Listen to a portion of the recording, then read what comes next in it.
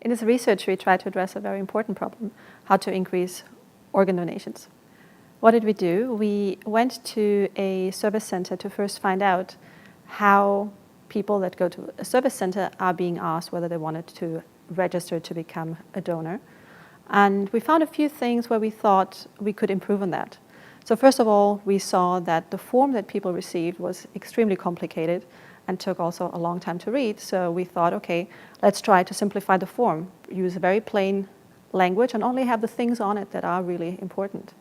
Second, what we found out was that the forms were being handed out once people were done with the issue that they came for to the service center. So for example, if I wanted a copy for a birth, or if I wanted a copy of my birth certificate and I was done with it, towards that end of that process, I would receive the form and I would be I would be asked whether I wanted to sign up as a donor. And at that point, I would think, when you're done with something that you came for, you just want to leave and not be handed out a complicated form.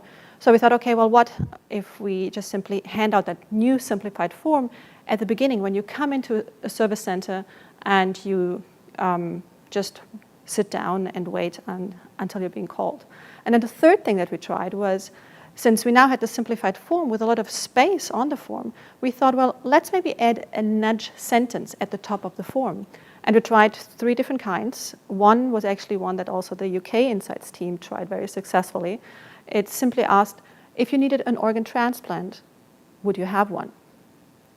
So now if you read that question while you're sitting and waiting to be called to a counter, it's like, most likely, what would you answer to that question? Most likely you would say yes, right? Of course, if I needed an organ transplant, I would have one. Now, if you answer yes in your mind, you might, as a second step, think about it, that it might be a good idea to sign up as a donor, because from somewhere the organs need to come from if you needed one and if you wanted one.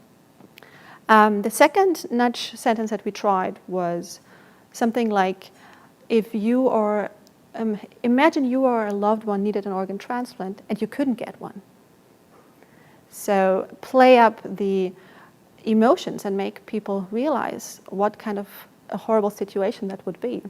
And then we tried a third nudge statement, very similar to that one, but where we tried to use empathy and altruism. So we tried to make people put themselves in the shoes of others and think about it, how others feel who are in that situation.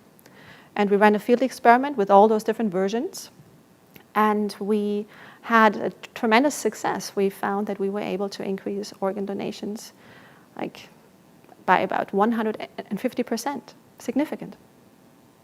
The key implications are that, first of all, you can make huge, tremendous, significant changes that are important to society and welfare by understanding what behavioral economics is, by understanding how to nudge.